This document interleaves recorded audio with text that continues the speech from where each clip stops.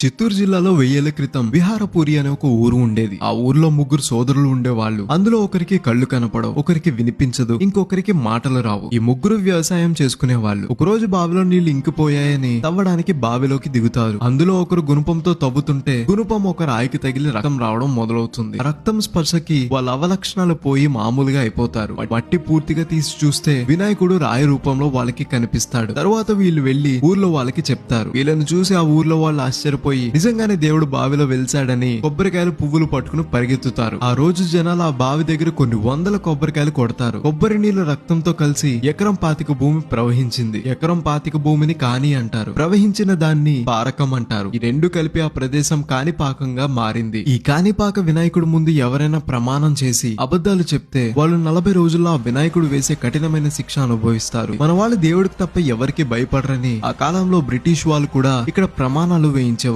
బావిలో వినాయకుడు విగ్రహం ఆ రోజు నుండి ఈ రోజు వరకు పెరుగుతూ వస్తుంది. ఆ బావిలోని నీళ్లను ఇక్కడ భక్తులకి తీర్థంగా ఇస్తారు. నిజానికి ఆ ముగ్గురు అలా పుట్టడానికి కారణం కృతయుగంలో వినాయకుడు ఇచ్చిన శాపం. ఆ కథ ఏంటో తెలుసుకోవాలనుకుంటే గోదావరి స్టేషన్ ని ఫాలో అవ్వాలి మరి.